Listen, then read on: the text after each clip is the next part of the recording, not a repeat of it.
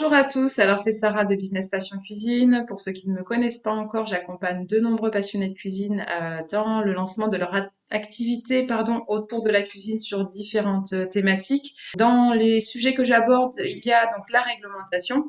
Et à ce propos, j'ai voulu justement vous faire une vidéo un petit peu particulière de partage et d'interview, donc avec une société spécialisée dans l'étiquetage alimentaire et donc c'est la société Alma Food. Et je vous présente donc Laura, je vais la laisser se présenter et vous expliquer tout ça. Bonjour Laura. Bonjour. Voilà, moi je m'appelle Laura, je fais partie de la société Alma Food, qui est une jeune start-up rennaise qui travaille sur l'étiquetage des produits alimentaires et plus particulièrement dans l'accompagnement des petites structures. Donc ça englobe les producteurs qui font de la transformation à la ferme et qui font de la vente en direct ou au travers des circuits courts, comme les artisans de l'alimentaire, des boulangers, des charcutiers, des bouchers, des traiteurs, et puis d'autres, bien sûr, micro-entreprises qui font de la transformation alimentaire, donc des biscuiteries, des glaciers, par exemple, qu'on a pu avoir récemment. D'accord, donc on est en plein dans finalement la cible des passionnés de cuisine, des passionnés de pâtisserie, de biscuits qui veulent lancer et concrétiser leur activité et qui se retrouvent justement face à cette problématique d'étiquetage et qui vont devoir à faire appel à des professionnels sans pour autant s'adresser à de grosses machines de guerre, j'imagine, que sont voilà d'autres faiseurs d'étiquettes pour les professionnels de l'industrie agroalimentaire, en fait. Donc, on est vraiment sur une offre à taille humaine, si j'ai bien compris. C'est bien ça, voilà. C'est souvent quand on veut vendre, bah voilà, on n'a pas forcément un ingénieur qualité qui est spécialisé dans ce domaine. Et puis les règlements peuvent être un petit peu compliqués déjà bah, en termes de temps, parce que bah, un règlement c'est long à lire. Et puis en termes de compréhension, voilà, il y a toujours plein de dérogations, de cas particuliers. Donc nous, notre idée, c'est vraiment de fournir cet accompagnement, ce conseil et d'apporter cette sérénité. Voilà, de pas se dire à chaque fois qu'on fait un marché ou qu'on va vendre auprès d'un distributeur, d'avoir peur de la répression des fraudes en disant est-ce que mon étiquette elle est ou pas conforme. Donc voilà, on cherche à amener ça. Très bien, ok. Bon, j'ai hâte de faire découvrir à la communauté justement ces solutions d'étiquetage et puis la société et puis peut-être aussi enfin arriver à répondre à un certain nombre de leurs questions au sujet de la réglementation liée à l'étiquetage alimentaire. Je te laisse dérouler donc la présentation de la société. Oui, alors je vais du coup passer Oui, en si tu as quelque chose à nous projeter, partage, ouais, très bien. pour que ce soit un peu plus clair. Hop, et en grand écran, tu vas me dire C'est bon, si on voit c'est très bon bien. de ton côté. Ouais, Bah, tout à c'est parfait. Donc pour reprendre un petit peu, bon alors j'ai présenté à Alma Food, qui a été fondée, parce que j'ai pas donné notre âge, on a été fondé en 2019 par Hélène Féchamp. En fait, c'est une personne qui a travaillé pendant 20 ans dans l'industrie agroalimentaire, donc qui connaît bien ces problématiques-là. Et elle était notamment chef de projet pour la transition numérique. Et c'est là qu'elle a pu en fait se rendre compte des enjeux qu'il existait aujourd'hui autour bah, de la transparence autour des produits et puis en fait de la gestion de ces informations dans le secteur alimentaire. C'est-à-dire que bah, les communiquer, voilà, un producteur qui va communiquer ces informations à un distributeur ou à un client, on n'a pas toujours voilà, une homogénéisation de ces informations. Et donc, elle a décidé de mettre cette expérience au service des producteurs et des artisans, donc sur de la micro-entreprise, en lançant Alma Food. Et comme je disais, notre objectif, c'est de permettre à tous de créer rapidement et facilement les étiquettes de leurs produits au format réglementaire et également de communiquer efficacement sur leur savoir-faire et sur la qualité de leurs produits. C'est une activité sur laquelle on n'a pas forcément toujours envie de passer beaucoup de temps parce qu'on l'a pas déjà. Donc là, nous, notre idée, c'est de faciliter tout ça. Moi, là, je suis là aujourd'hui. Alors bon, je suis pas là que pour présenter l'entreprise, hein, c'est surtout pour vous parler bah, voilà, de cette connaissance que nous, on va avoir en termes d'étiquetage des produits et de faire voilà, une petite action de conseil en rappelant toutes les règles qui existent autour de ça. Donc en fait, pour commencer, alors je suis partie voilà, de l'idée de vous présenter une étiquette d'un produit classique qu'on peut retrouver bah, sur un marché, dans un magasin de producteurs ou autre, qui est voilà, l'étiquette d'un pot de miel. Il faut savoir que voilà, les règlements dont je vous parle depuis tout à l'heure autour de l'étiquetage, on parle de ce qu'on appelle le règlement INCO, qui concerne l'information aux consommateurs. C'est un règlement européen, qui bien sûr fait l'objet de contrôles plus ou moins réguliers de la part voilà, des services nationaux. Et il peut être également associé, c'est toujours la complexité, à différentes directives, à différentes lois propres à chaque produit. Bon, là, l'idée, c'est que je vais présenter les grandes règles autour de l'étiquetage. La généralité, tout à fait. C'est ça. Donc, par définition, on parle d'étiquette pour les produits qui sont préemballés, un produit qu'on va retrouver voilà comme ça sur un étal où le producteur voilà est en train de discuter avec quelqu'un d'autre. On va pas forcément avoir voilà la personne qui l'a produit en face de nous. Donc là, l'objectif de cette étiquette, c'est vraiment d'apporter au client toutes les informations dont il va avoir besoin pour en fait décider de je l'achète ou je l'achète pas. Euh, on a donc les mentions obligatoires que j'ai identifiées avec les petits points qui, elles, doivent être mentionnées. Donc, dans un premier temps, sur le point 1, on voit qu'on a la dénomination légale du produit, ou à défaut, on a un nom usuel ou une description qui permet d'identifier le produit facilement. Là, déjà, rien que là, on a des règles avec des dénominations légales qui sont listées, etc. On peut utiliser des dénominations fantaisie, mais on a toujours le besoin voilà, d'identifier ce produit, c'est du miel. Enfin voilà, nectar de fleurs, autres. Non, on a vraiment du miel. On a également, point 2, bien sûr, la quantité nette de produit qui est présent dans l'emballage. Donc, exprimé en kilos ou en grammes pour les produits solides et en litres, millilitres, centilitres ou autres pour les denrées liquides, du classique. Information qui est malheureusement régulièrement oubliée, parce que on se dit voilà c'est notre produit, on pense pas toujours à se mettre en avant, mais si. En point 3, c'est bien c'est le producteur qui doit être identifié sur l'étiquette de son produit. Donc on doit pouvoir identifier le nom de l'entreprise ou bien le nom de la personne ainsi que l'adresse ou au moins la commune. Donc c'est bien le lieu où est produit l'aliment en fait. Tout à fait. Ok. Donc si je prends l'exemple alors non pas d'un producteur différent, donc c'est moi qui produis par exemple mes confitures. Par contre, j'utilise un laboratoire externalisé, comme ça peut se faire beaucoup parce que les cuisines malheureusement ne peuvent pas forcément être aux normes, les cuisines personnelles des particuliers. À ce moment-là, ça sera l'adresse du laboratoire. Ou est-ce que ça sera... Oui, c'est ça. C'est l'adresse de production. Elle est à mentionner. Voilà, c'est D'accord. le petit cas particulier. J'ai effectivement acheté un produit avec ce cas de figure récemment. On a quand même l'entité, le nom de l'entreprise qui est là. Là, c'était une productrice qui fait du poulet et qui fait justement transformer son poulet en rillettes par un laboratoire externe. Donc, elle a bien le nom de son entreprise, de son EARL, avec son adresse et avec du coup, en plus, la précision en dessous de l'endroit où ça a été transformé. D'accord, ok. Mais on a quand même en fait, la matière brute qui a été produite par cette entreprise. Donc, c'est vraiment, voilà, c'est elle-là qu'on va mettre en avant. D'accord. Je t'ai coupé, je te laisse continuer. Bon, sans problème. Il ne faut pas hésiter. Ça me permet d'éviter d'être perdu après, de revenir sur C'est des ça. points ou autres. Donc, le point 4, qui est souvent celui qui va poser problème, c'est la liste des ingrédients. En fait, voilà, on se pose toujours la question comment on va noter tel ou tel ingrédient. Oui, mais j'ai la protection de ma recette. Voilà, j'ai pas envie de la donner à tout le monde. Sauf que voilà, on est obligé de donner la composition exacte de notre produit pour un risque, par exemple, qui peut être très simple, c'est le risque d'allergie. On omet de parler de la farine, par exemple, qui contient du blé, qui est présente dans mon produit. Voilà, là, c'est un allergène qui est non déclaré. Alors là, on va au-devant de problèmes assez importants déjà d'un point de vue légal, mais bon, d'un point de vue sécurité du consommateur, on se doute bien que voilà, c'est pas non plus recommandé. Donc là, il y a des règles qui existent. On note pas notre liste de composition n'importe comment. L'idée, c'est que les ingrédients doivent être listés par ordre d'importance en termes de quantité dans la recette. Bon, là, bien sûr, voilà, l'exemple, c'est que mon miel, il est composé d'un seul ingrédient, c'est du miel. Mais l'idée, c'est que voilà, vous avez votre recette. L'idée n'est pas de donner chacune des quantités séparément de vos ingrédients, mais en tout cas de les lister par ordre d'importance.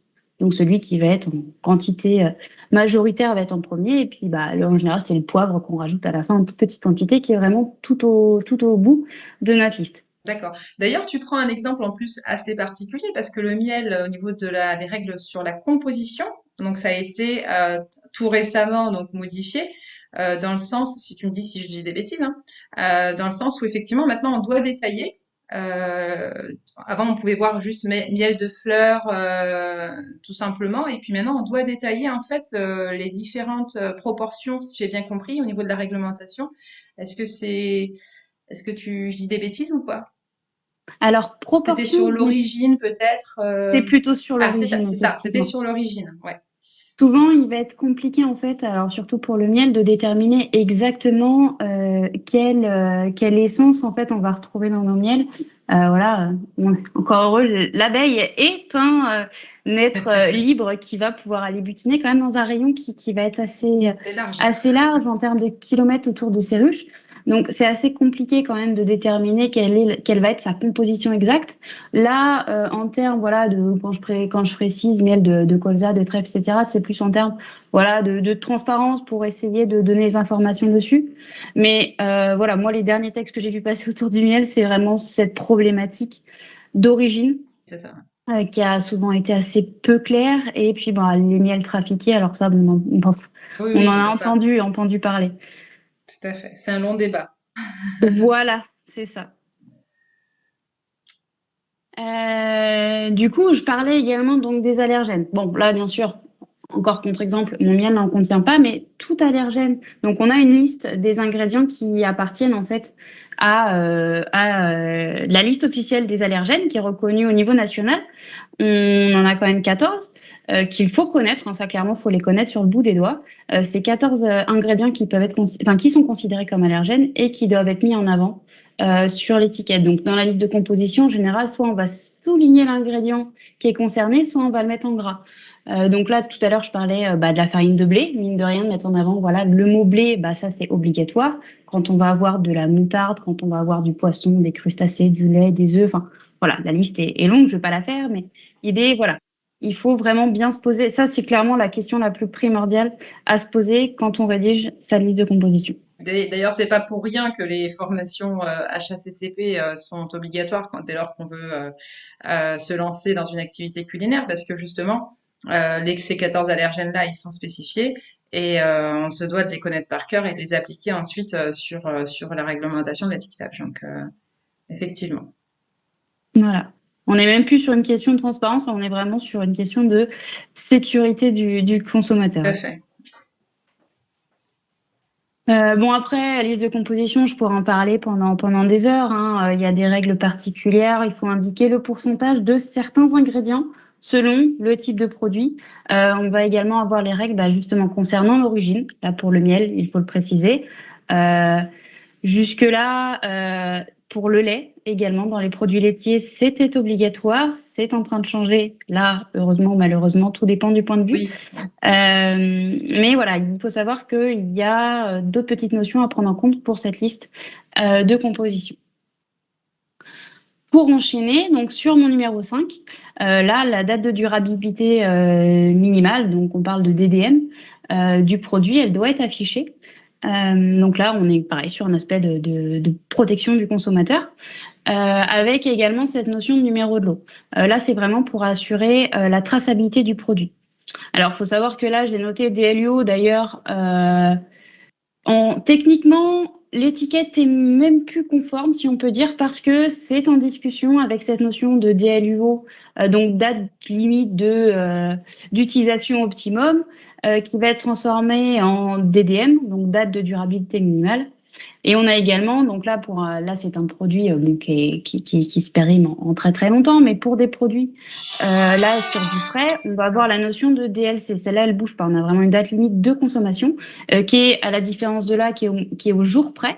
Parce que là, vraiment, on a un risque potentiel voilà, de produits contaminés passé cette date. D'accord.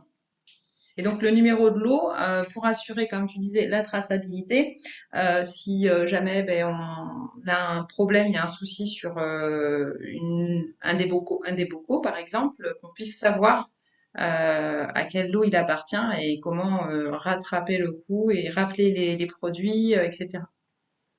Voilà, tout à fait. Et donc là, c'est tout l'intérêt. Alors souvent, quand on est sur de la petite production, on n'a pas de numéro de lot qui apparaît. On se sert souvent de la DLUO, en fait, enfin de la date limite de consommation, pardon, qui elle permet de se dire, ok, bah, vu qu'on la calcule à partir du jour où on a produit, voilà notre denrée, on peut se dire, ok, c'est le jour, enfin c'est le lot produit tel jour. Quand on est sur un produit là qui a une DDM ou une DLUO du coup, comme mon miel, clairement on est sur enfin, on est au mois, donc ça peut être la production d'un mois entier. Donc l'idée avec ce numéro de lot, alors c'est un système de chiffres qu'on peut mettre en place soi-même dans son laboratoire. Là, il n'y a pas de règle particulière là-dessus. Euh, L'utilité est vraiment d'être en capacité de savoir, OK, ce produit-là, il a été produit tel jour. Donc voilà, c'est quels sont tous les autres produits qui en fait partie en fait du même lot de production, si on peut dire, et qu'il va falloir que je rappelle entre guillemets ou que j'en informe les clients. Parce que là, vraiment, on a voilà, un risque potentiel. Et l'idée, c'est qu'il faut qu'on soit capable, pour limiter un maximum les pertes, si on peut dire, d'identifier vraiment au jour près à Tout à la fait. production qui est incriminée. Oui, oui, bien sûr, parce que si ça concerne une production, si on n'arrive pas à identifier clairement et qu'on doit foutre en l'air une production, je sais pas moi, d'une semaine complète, c'est autre chose. Voilà. D'accord. Ok, je te laisse continuer. On peut également assortir donc à ces deux petites mentions-là, donc là que je vais pas avoir, je vais plutôt moi l'avoir détaillé avec une présentation des caractéristiques de mon miel et de la présentation de l'exploitation. Mais on peut avoir également le mode de conservation du produit ainsi que voilà les conditions respectées. Pour un produit frais, ça paraît évident. Voilà, c'est un yaourt. On le stipule clairement, c'est à conserver à température fraîche. Donc entre 2 et 6 degrés en fonction voilà, du système de qualité qu'on s'est imposé. Mais l'idée, c'est que là, on se doute bien que pour les produits frais, on le sait, hein, c'est naturel, on va noter ce mode de conservation.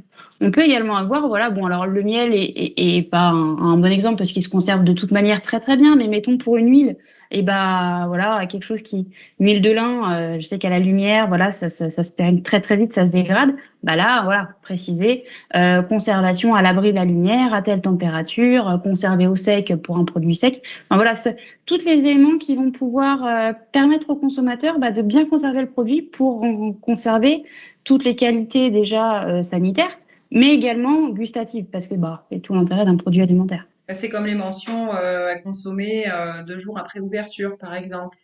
Exactement. Préférence, voilà. Ou alors les mentions sur souvent des plats qu'on doit réchauffer, les recommandations de préparation ou en tout cas de réchauffage, tout simplement, euh, qui Tout à fait. sont la plupart du temps indiquées effectivement sur les étiquettes, qui accompagnent Voilà. aussi et qui aident justement le consommateur à bien consommer le produit au même titre que la bonne conservation.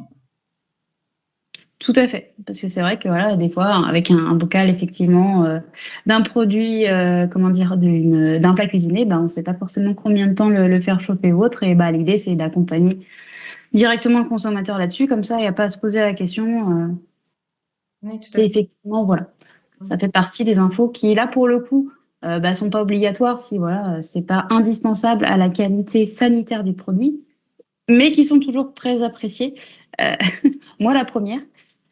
J'aime bien savoir un Bien plat sûr. cuisiné, comment le préparer. Ouais, ou savoir qu'il faut enlever l'opercule en aluminium avant de le mettre au micro-ondes. C'est ça. J'ai- Alors, j'ai passé ce stade quand même, mais c'est vrai que ça peut servir. Bon, ok. Et du coup, donc le dernier point, qui est celui que j'ai laissé donc pour la fin, qui est voilà enfin vraiment encadré, c'est cette déclaration nutritionnelle. Donc en général, quand on est une micro-entreprise, c'est quelque chose qui nous fait un peu peur parce que déclaration nutritionnelle, ça rime en fait avec analyse du produit. L'analyse nutritionnelle d'un produit, ça peut rapidement coûter cher, surtout si on a plusieurs références. Donc là, il faut savoir, bon, dans un premier temps, en termes d'obligation, elle n'est pas obligatoire quand on commercialise en circuit court. Oui. dans la mesure où on a un seul intermédiaire maximum entre le producteur et le consommateur. Donc, par exemple, on passe par un magasin de producteur. Et c'est surtout qu'il faut que ce soit distribué dans un rayon de 100 km autour du lieu de production. Là, D'accord. dans ces mesures-là, en général, quand on fait voilà, de la vente directe du circuit court, on rentre facilement dans cette limite-là. Bon, il y a aussi une limite après de revenus d'entreprise, mais en général, celle-là, elle est très difficile à dépasser. Hein. C'est Il faut ça. qu'on soit voilà, une TPE, donc moins de 10 personnes et moins de, je crois, 2 millions de chiffre d'affaires, C'est ça, oui. si je ne me trompe pas. Donc bon, ça, c'est une règle en général qu'on met un peu de côté. Mais au moins, voilà, les 100 kilomètres, ça peut des fois être un peu Un touchy. peu limite. Ouais, bah oui, parce que en fait, on estime que en dessous de 100 kilomètres où je distribue mon produit, je n'ai pas besoin d'indiquer ses valeurs nutritionnelles. Par contre, dès lors que je dépasse les 100 kilomètres, je vais devoir, même si je les vends en circuit court, donc en direct, je vais devoir indiquer les valeurs nutritionnelles. D'accord. Ce qui fait que pour les ventes finalement qui se font à distance, les ventes en ligne, ben, on est dans l'obligation d'indiquer ces valeurs nutritionnelles. Techniquement parlant, oui. Après, à 2-3 kilomètres près, tout dépend du contrôleur sur place. On pourra avoir Oui, bien échangé un sûr. petit peu avec la DTPP, nous, qui est en charge de la région. Bon, il va pas pinailler pour 5 Ah, kilomètres, mais bien ça sûr, peut dépendre des tout régions. à fait. L'idée, pour pas être embêté, on respecte, ok, bah, c'est texto comme ça, c'est voilà, 100 kilomètres, ça a été noté, restons là-dessus. Faut savoir que, voilà, il y a des façons, ces déclarations nutritionnelles, on peut avoir les valeurs nutritionnelles d'une autre façon que de faire une analyse. Là-dessus, c'est quelque chose d'assez sympa avec ce règlement, c'est qu'au moins ils ont été assez souples sur cette partie qui peut être très contraignante.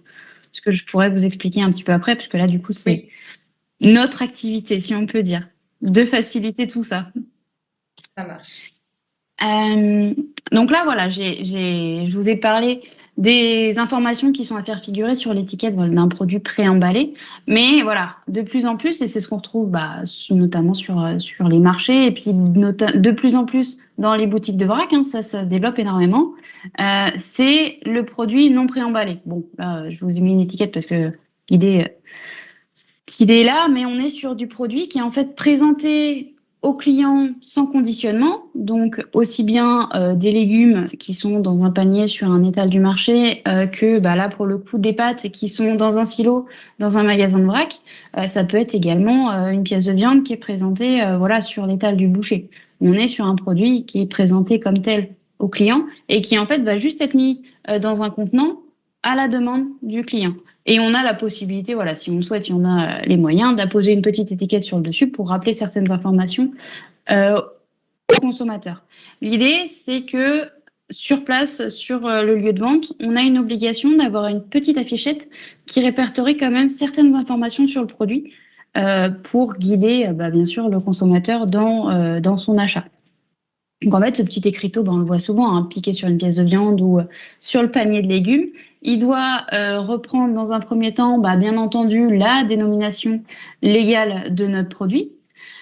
Les allergènes. Alors là, pour le coup, la liste de composition n'est pas obligatoire, souvent par manque de place. Hein, mais voilà, la seule chose qui est obligatoire, et ça clairement, il n'y a pas de dérogation possible, les allergènes. Tout à Il fait. faut qu'il puisse être mis en avant, que voilà, le client soit parfaitement informé dès qu'il voit le produit. On a également, alors là, bon, c'est dans le cas où on est distributeur et qu'on n'est pas le producteur direct, bah voilà, d'indiquer quand même le producteur de la denrée. C'est quelque chose, bah voilà, cette information, on ne l'a pas forcément sur un petit écriteau sur le marché parce que bah, on a le producteur en face, on a son étal, on sait bien d'où ça vient. Mais mine de rien, voilà, c'est une information qui doit quand même être précisée sur ce type d'étiquette. Et enfin, on a bah voilà, le prix de vente. À la différence du produit préemballé, là, pour le coup, on est sur un produit qui est vendu en vrac. Donc, on a pour obligation, alors là, c'est le code de la consommation, on n'est plus dans le règlement de l'information consommateur, mais le code de la consommation impose que voilà, le prix de vente au litre ou au kilogramme, selon voilà, le format du produit, il soit indiqué clairement au consommateur à proximité directe du produit. Tout à fait. Effectivement, la réglementation sur la transparence du prix présenté aux consommateurs. Ok. Très bien. Bon, en fait, c'est une étiquette miniature par rapport au produit préemballé, parce qu'effectivement, on retrouve pas toutes les infos qu'on avait juste avant. Mais par contre, on retrouve les infos obligatoires, le minimum obligatoire, effectivement, quand on est sur des produits présentés directement au consommateur. Ok. Tout à fait. Tout l'enjeu aujourd'hui, alors là je parlais du vrac, c'est ce que beaucoup d'épiceries vrac se posent comme question, c'est que voilà, en fait, étant donné qu'on n'a pas forcément le producteur en face, et ben la question se pose régulièrement d'en savoir un peu plus sur le produit. Cette notion de transparence, et ben là, la question elle apparaît de plus en plus à se dire comment je peux sur un produit du coup vendu en vrac communiquer plus d'infos à mon consommateur que bah, ce dont j'ai l'obligation. Donc là, il y a beaucoup de choses qui sont faites. Effectivement, on n'a aucune interdiction d'afficher plus d'infos à côté du produit que celles qui sont listées là. On verra tout à l'heure quand je présenterai un peu plus ce qu'aujourd'hui le consommateur attend, que toute info, tant qu'elle est fiable et bien sûr elle n'est pas trompeuse, elle est la bienvenue en termes de transparence. Ok. C'est bon pour moi sur cette partie-là. Super. Et bah du coup, bah, voilà, je vais parler de ça parce que bon, c'est bien gentil de parler du règlement, mais là, pour une fois, on va dans le même sens que la réglementation française. Voilà, les consommateurs, on est en attente de transparence autour notamment des produits alimentaires. Bon, on les a toutes vécues, hein, les crises. Alors, je parle pas des crises sanitaires là pour le coup, mais des crises alimentaires qu'on a connues ces dernières décennies. Mine de rien, maintenant, on se pose un peu plus la question quand on va acheter un produit alimentaire, surtout en grande surface ou dans un magasin où on n'a pas le producteur en face, la question elle se pose beaucoup plus. Et bah, les chiffres parlent d'eux-mêmes, en fait, c'est que maintenant on est 83% de la population française, en tout cas, bon, on enlève les enfants bien sûr, parce que eux interviennent pas trop dans la décision d'achat, mais en tout cas, voilà, pour les personnes qui vont acheter des produits alimentaires, on est quand même 83% à lire l'étiquette du produit. Quand on n'a pas le producteur en face pour lui poser la question, on va lire l'étiquette. Et il se trouve que voilà, quand même, un Français sur deux, on a déjà avoué, bah, en fait, on a reposé le produit dans les rayons parce que bah, voilà, pour nous, l'étiquette, elle était soit pas claire, soit il manquait des choses. Euh, du coup, par manque d'information, il y a quand même un acte d'achat qui est fortement limité. Il se trouve qu'en termes d'informations auxquelles on apporte le plus d'importance, si on en suit les sondages, c'est, bah, comme je disais, la composition du produit, sa date limite de consommation, là, sur l'aspect bah, sécurité sanitaire, et puis bah, aussi combien de temps je vais pouvoir garder chez moi, mine de rien. On a cette notion d'origine qui est de plus en plus importante, en tout cas pour nous, Français. Voilà, on a de moins en moins envie de consommer des courgettes qu'on fait 3 fois le tour du monde. Comme on a pu le voir dans les pubs à la télé, voilà, enfin, clairement, c'est quelque chose qu'on peut avoir en France. Oui, Donc, après, sans mine de faire de rien, débat, effectivement, je te coupe, sans faire de débat, oui, c'est le cas, c'est un peu ce qu'on voit aussi sur les produits d'origine d'Israël. Je pense que il y a une grosse partie, on va dire, de la peur, la crainte qui a démarré en fait sur l'histoire de la vache folle, hein, origine du bœuf. Et je pense qu'à l'époque, on va dire, on regardait très peu l'origine de la viande, voilà, comparé à aujourd'hui. Et ça, c'est lié effectivement à ces crises alimentaires, ces scandales alimentaires, et puis ensuite à beaucoup aussi l'aspect politique. Quand je parle justement des clémentines d'origine d'Israël ou autre, voilà, il y a tout un aspect. Je vais pas rentrer dans le débat là-dessus, mais effectivement, c'est ce qui explique aussi qu'aujourd'hui, on a ces chiffres-là. Donc 83% des Français s'informent sur les produits alimentaires qu'ils achètent et reposent effectivement si jamais ça leur convient pas. voilà. Parce qu'on a, oui, et chacun a sa façon de choisir son produit. C'est vrai qu'il y a plein de questions qui se posent. Il y a ces notions, la politique, c'est vrai que je n'y avais pas forcément pensé. Bien sûr, la vache folle, bon, bah là, voilà. Mais il y a aussi, bah, mine de rien, cette conscience écologique qui arrive. Exactement. Et l'éthique aussi, mine de rien, bah, on les a tous vus, hein, les reportages avec les producteurs qui n'en peuvent plus parce que ben, qui n'arrivent pas à vendre leurs produits parce que les produits étrangers coûtent moins cher. Et il y a aussi cette conscience, là pour le coup, sociale, éthique, qui entre de plus en plus en jeu. Ouais. Oui, oui, cette conscience-là, et puis ensuite là aussi l'impact du local en fait, de la production locale et de l'éco-responsabilité où en fait on va plus privilégier des produits locaux, etc., plutôt que des produits étrangers. Voilà. Mais effectivement, je te confirme que les enfants ne regardent pas les étiquettes, ou alors ils vont regarder simplement si la céréale correspond bien à celle qui est fourrée choco-noisette.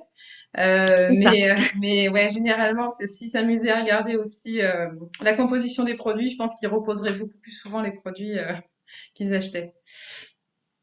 Ça arrive de plus en plus tôt. Enfin là, je vois, là, j'ai les ados commencent, enfin les ados. Je parle des jeunes ados là vraiment, Oui, les oui. pré-ados du coup.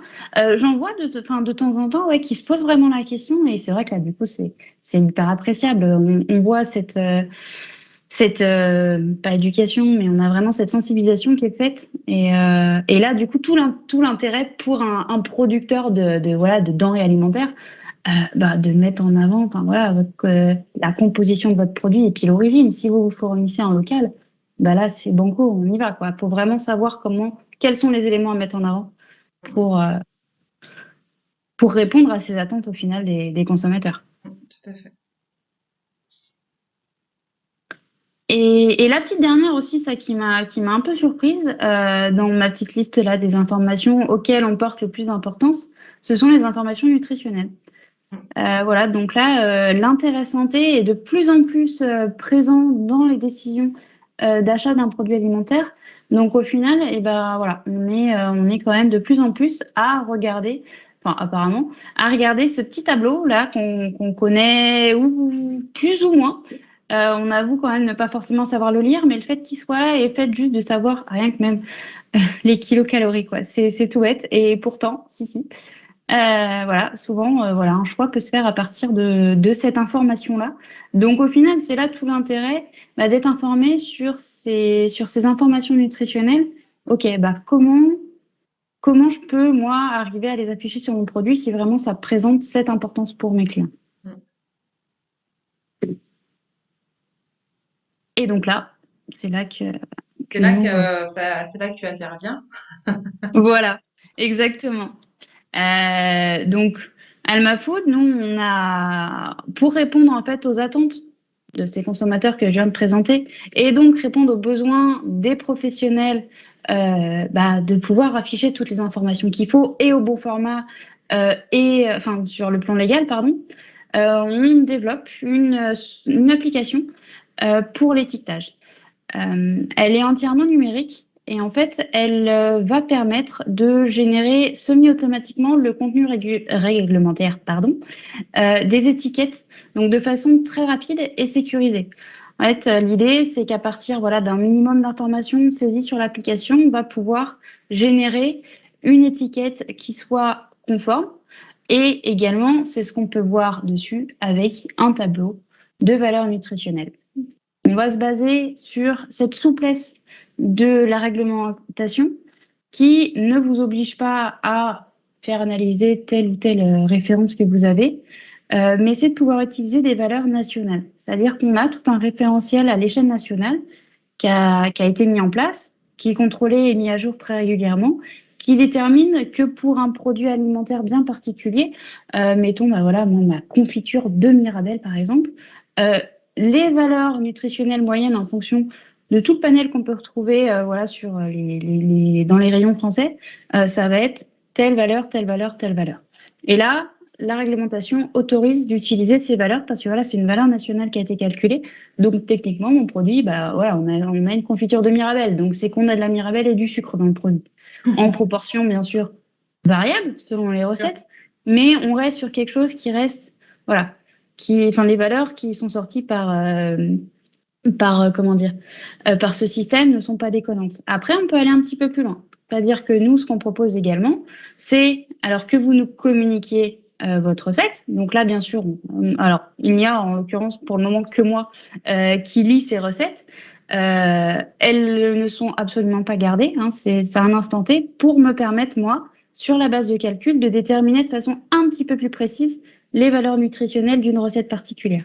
Ce qui me permet, après, voilà, de vous les transmettre et de pouvoir vous dire, ah, voilà, on a la preuve, enfin moi en tout cas, si on vous pose la question, si un contrôleur vous demande comment vous avez eu ces informations, l'intérêt c'est de ramener vers nous, de leur dire voilà, nous c'est un calcul que j'ai laissé à Alma Food et nous voilà, on va pouvoir leur expliquer derrière comment on a fait, comment vous avez obtenu ces informations, ce qui fait que là, serein autour de l'étiquette, cet appli vous permet d'avoir voilà une étiquette qui soit conforme, il n'y a pas de souci et au moins je peux la poser sur mon produit, j'aurai pas de souci. Ok. On va également, voilà, après, c'est tout le conseil qu'on va mettre autour, où là, on va avoir une sensibilisation aux allergènes, où là, on va reprendre peut-être avec vous vos différentes recettes pour voir, attention, là, les allergènes, il y en a à prendre en compte, il faudrait revoir un petit peu l'acide de composition, etc. Là, voilà, en gros, ce que l'application va permettre. Et en parallèle, autour de ce service de conseil, on va également avoir de l'accompagnement, où là, ça va vraiment être personnalisé en fonction des besoins de chacun. On va proposer des prestations un petit peu à la carte. Pour ce qui est de l'aspect physique, parce que voilà, nous, c'est une solution qui permet de générer des étiquettes au format digital, donc qui peuvent être transmis à un éventuel distributeur ou même à un client, mais sous format numérique. Il y a la question forcément, ok, comment je l'imprime? Donc nous, on n'est pas des imprimeurs d'étiquettes, mais on a un réseau d'imprimeurs avec qui on échange régulièrement. Et donc, on peut vous apporter des conseils pour imprimer ces étiquettes. Et on a tout l'accompagnement autour de la communication aussi, où là, mine de rien, la création d'un logo, d'un site internet, ça demande des connaissances, ça demande du temps. On a envie de le faire parce qu'on a envie de se mettre en avant, mais voilà, pas le temps, ça coûte cher quand on veut faire appel à une grosse société. Donc là, l'idée, c'est que nous, on accompagne également pour ça. On a une personne chez nous qui est spécialisée voilà, dans le design et qui propose ses services pour la création de pages internet, de vidéos, de logos. Tout pour mettre en avant vos produits, votre savoir-faire et pouvoir communiquer de façon optimum auprès des clients. Et ce qui est d'ailleurs très très important, puisque l'aspect visuel, que ce soit sur les étiquettes, le fait d'avoir un logo par exemple, ne serait-ce qu'un logo, hein, toutes les entreprises, tous les artisans n'ont pas de logo, mais en plus le fait d'avoir un logo visuel sur une étiquette, c'est déjà beaucoup plus vendeur visuellement parlant qu'une étiquette juste avec du texte en fait. Les consommateurs font vraiment euh, très très attention à l'aspect déjà visuel en termes de graphisme à proprement parler, et ensuite à tout ce qui est colorimétrie. Et il faut surtout aussi préciser que la colorimétrie va permettre de véhiculer l'image qu'on veut donner à notre produit. Quand tu utilises du vert pour un produit bio, quand tu utilises du marron, marron beige pour un produit artisanal, terroir, etc. Enfin, c'est clairement pas pour rien, c'est hyper justement important pour, euh, pour l'aspect psychologique chez le consommateur. Tout à fait. Ok, je te laisse continuer ou est-ce qu'on... Je sais plus où on Et est en... moi, je suis C'est bon? arrivée au bout. Tu es Voilà. arrivé au bout? Alors, du coup, j'avais éventuellement des petites questions rapides sur la partie étiquetage et puis ensuite j'ai des petites questions sur l'application. Voilà.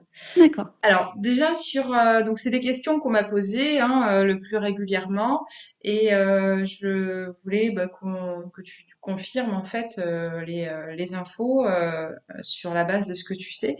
Donc notamment sur alors le numéro de lot on l'a vu tout à l'heure, mais effectivement on m'a demandé plusieurs fois si le numéro de lot était obligatoire sur les produits. Donc on va pouvoir effectivement répondre assez facilement. Le numéro de lot est obligatoire parce qu'il enfin, obligatoire. Il est utile parce qu'il permet la traçabilité du produit, voilà. Mais est-ce que le numéro de lot est obligatoire sur tous les produits préemballés? Je te laisse répondre. Alors, un numéro en lui-même n'est pas forcément obligatoire si, comme on le disait tout à l'heure, en cas de problème sur un produit, on est capable, nous, à partir le producteur, pardon, j'ai tendance à me mettre un peu à la place de tout le monde. Le producteur, s'il est capable de dire, ok, là, c'est le produit avec tel DLC, donc moi, je sais que ces DLC, c'était le lot de production de ce jour-là. En fait, du coup, ma DLC, elle peut servir au final de numéro de lot entre guillemets, mais en tout cas d'attestation de traçabilité, si on peut dire. D'accord. C'est elle qui va vraiment Ça, permettre d'identifier. L'idée de ce numéro de lot, c'est d'identifier un lot de produits. tout à fait. Pour pas se dire, OK, bah, tous les produits de la QV 2020, bon, bah, va falloir les rappeler parce que, il y a un problème. Bon, là, clairement, les services sanitaires vont pas être contents. Ça, exactement. D'accord, ok. Donc à partir du moment en fait où on est capable, on est en mesure de pouvoir identifier le produit qui est en défaut par la DDM par exemple, voilà, on n'a pas forcément l'utilité d'utiliser, enfin d'indiquer en tout cas un numéro bleu. C'est Euh, plus facile, quoi. Voilà, oui, tout à quand on fait. passe sur des quantités un peu plus importantes, ça peut être un peu plus facile. Si on a deux chaînes de production, par exemple, à Mhm. pouvoir les dissocier déjà. Mais voilà, non, pardon. C'était le petit complément, j'avais oublié Oui, cette très partie. bien. C'est vraiment de la facilité. D'accord, ok. C'est bien de préciser les choses. Il faut préciser pour qu'on ait les infos complètes. Alors, si je vends mes bocaux, des produits en bocaux ou des jus de fruits, par exemple, dans des conditionnements bouteilles en plastique, bouteilles en verre, mais que je les vends à un restaurant qui, lui, va les vendre à ses clients, est-ce que j'ai l'obligation d'apposer une étiquette à mes produits? Ah ah, très bonne question. Du coup, techniquement parlant, oui. Déjà, en fait, cette étiquette est. Alors là, c'est un avis personnel. C'est vrai que la question, je pourrais la poser à voilà un contrôleur. Moi, m'est avis en voilà en termes très scolaires, on va dire, de ce règlement, c'est de se dire l'étiquette, elle est là pour donner l'info au client, en final, et que en fait le distributeur, donc là, ça serait notre restaurateur, soit en Oui, mesure de communiquer ces informations à ses clients. Donc là, l'idée, l'étiquette, effectivement, elle paraît essentielle. Déjà, bon, alors on a effectivement l'aspect légal où là, on a aussi toute la problématique de, bon, il y en a très peu, mais de restaurateurs qui font produire par des producteurs à leur image, mais on a besoin d'avoir un produit étiqueté. Eux ont des règles sur leur menu d'affichage des informations qui est pas la même et qui est un peu plus souple, mais là, on est sur un produit quand même voilà, qui est préemballé. Donc, techniquement parlant, euh, par principe, oui, l'étiquette est importante. Et là, si ce n'est sur le plan réglementaire, au moins pour l'information au consommateur, la transparence. oui, puis ce qui permet aussi, j'imagine, de faire connaître sa marque, sauf si on souhaite rester anonyme, mais je ne connais pas beaucoup de producteurs qui ont Voilà, envie de rester anonymes. Quand on a un produit qu'on souhaite mettre en avant, ben oui, effectivement, on fait tout pour mettre en avant sa marque et son nom. Donc voilà, après peut-être qu'effectivement, on va pouvoir alléger cette étiquette, puisque là on est voilà, sur des jus de fruits, comme on disait tout à l'heure sur le miel, ben, il n'y a pas non plus pléthore d'aliments dans la composition. Mais pareil, il y a les valeurs nutritionnelles, donc si j'ai bien compris, si on est dans un rayon de 100 km autour du point de production, ben, on n'est pas obligé de les indiquer. Voilà. Donc, ok, bah, effectivement, on a notre réponse par rapport à ça. Alors, le j'ai restaurateur doit connaître ces infos, pardon. tout à fait, oui, oui, exactement, parce que pour lui, c'est C'est une tout. façon aussi oui, de savoir d'où vient le produit et puis pour moi, effectivement, ça me paraît aussi très logique en termes d'information au consommateur. C'est que tu peux pas vendre un produit dans ton restaurant sans indiquer, au même titre que il indique l'origine de la viande quand il vend son entrecôte, par exemple. Tu vois, Ouais, c'est ça. ça fait logique. Alors, j'ai une dernière question. On sait que bah, l'étiquetage, ça a un coût, hein, forcément. Tu vends pas tes produits gratuitement, tu vends pas, l'application n'est pas gratuite, j'imagine. Bon, ça a un coût, en tout cas, de produire des étiquettes pour les apposer sur les produits. Euh, la question est, est-ce que tu conseilles, toi, d'intégrer ce coût dans la fixation de nos tarifs, notre prix de vente, au même titre qu'on va intégrer le coût de l'emballage, le coût marketing, on va dire, du packaging, etc., pour définir le prix d'un produit. Est-ce que selon toi, c'est euh, un coût qu'on doit répercuter sur le prix de vente au consommateur? Alors là, ma question, juste pour préciser, on parle du conseil qu'on pourrait acheter, mettons, autour comment dire, de ce qu'on va poser sur l'étiquette ou de son impression. De l'impression, de la production de De l'étiquette. voilà. Oui, C'était pour replacer. Bah, là, du coup, l'étiquette en elle-même, techniquement, fait partie du packaging, pardon, fait partie de l'emballage. Donc, oui, enfin, et puis déjà, on le voit, enfin, c'est vrai que voilà, l'étiquette, elle a un coût, surtout quand on est sur de la petite quantité, elle a un coût qui est pas négligeable, et c'est vrai que souvent, elle est oubliée dans le calcul du prix du produit fini proposé à la vente.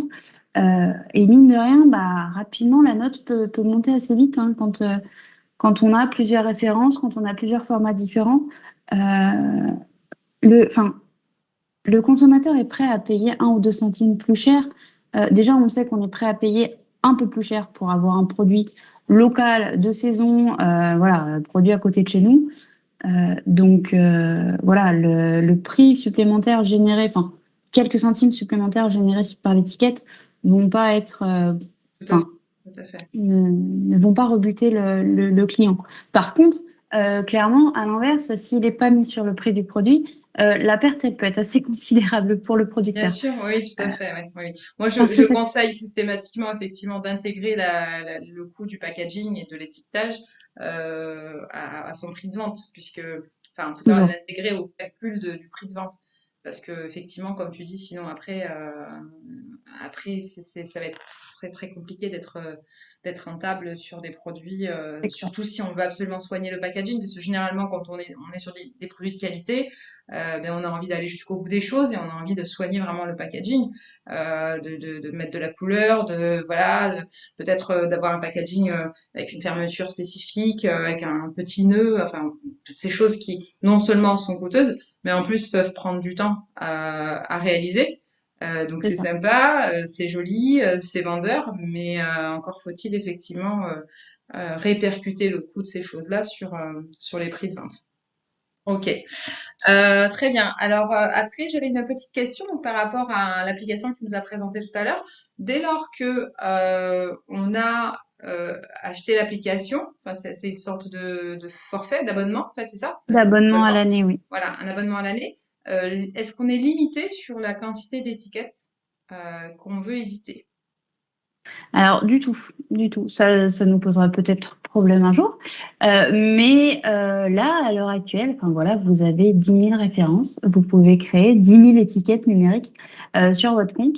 Voilà, tant que ça reste sur un an. C'est vrai que normalement, passé un an, bah, voilà, on reconduit l'abonnement et on paye à nouveau. Mais on n'est pas du tout, on n'a pas mis de limitation en termes de quantité d'étiquettes.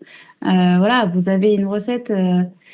Qui vraiment change de façon infime, bah, vous voulez pas la mettre à jour parce que c'est potentiellement une recette que vous allez réutiliser, bah, vous recréez une nouvelle étiquette. Ça, il n'y a pas de souci. Il y a cette notion, on peut comment dire, modifier très régulièrement chacune de nos étiquettes. Mais si on veut garder un historique, bah, pas de souci, on peut en recréer d'autres sans problème. Et, euh, et puis même d'ailleurs, enfin là, la première, enfin en allant sur l'appli, la première pour tester, parce que bah, c'est toujours un peu le nerf de la guerre, hein, oui, mais sans tester, moi je fais comment? Parce que, bah, mettons, ça me plaît pas. On peut se créer un compte de façon tout à fait gratuite et créer sa première étiquette pour voir un petit peu l'interface. Euh, Gratuitement? Donc donc déjà la première est déjà la gratuite et première puis est gratuite. après, Ok. une fois l'abonnement payé, là on a illimité, banco, c'est parti. Nickel. Ok, ça marche. Bon, ben très bien. Est-ce que tu voulais ajouter quelque chose, toi, par rapport à ça?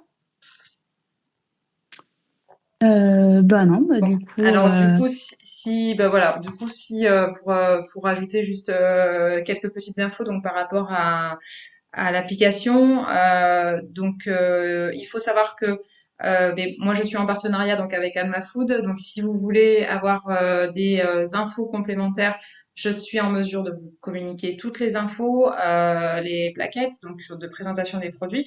Je vais vous mettre également en lien en description sous la vidéo les infos et l'adresse en fait pour vous rendre sur le site et vous renseigner sur les étiquettes. Et vous avez, en passant par ce lien, une remise. Un code promo, je n'ai plus en tête le montant de la remise, mais je sais, est-ce que je le mettrai sinon en description, faut que je me remette dessus. Mais en tout cas, il y a une remise, De 15%, oui. de 15%, voilà, exactement. Et puis après, n'hésitez pas donc à vous rapprocher de moi pour toute question. Je ferai le relais donc avec Laura. Et surtout, si vous avez des questions sur la vidéo, sur ce qu'on vient de dire, sur l'étiquetage, s'il y a des choses qui sont pas encore claires pour vous, n'hésitez pas à commenter la vidéo et toutes les questions seront remontées à Laura. Donc soit je vous répondrai directement, soit je lui demanderai les réponses pour vous les poster ensuite. Voilà, mais l'idée c'est vraiment de vous accompagner, de vous aider un maximum, de vous apporter un maximum d'infos sur justement pour vous aider à avancer rapidement sur votre projet. Et puis ensuite, bah, pour ceux qui veulent aller plus loin, bah, ils auront toujours la possibilité de se rapprocher de moi et d'Alma Food pour justement lancer, mettre en place l'étiquetage et enfin passer à la vitesse supérieure. Voilà. Merci en tout cas, Laura, d'avoir été là. Merci pour ton temps précieux que tu nous as accordé pour cette vidéo Ouais, merci à toi. et pour renseigner tous ces passionnés de cuisine. Et je me ferai un plaisir, effectivement, pourquoi pas, de refaire avec toi d'autres vidéos par la suite si jamais on a des sujets qui nécessitent hein, une autre vidéo, en fait, hein, des sujets qui nécessitent d'être un petit peu plus détaillés. Ok, Eh ben, avec grand plaisir. bon, parfait. Merci beaucoup, Laura. À bientôt. À bientôt. À bientôt et à bientôt pour les autres pour une nouvelle vidéo. Ciao, ciao.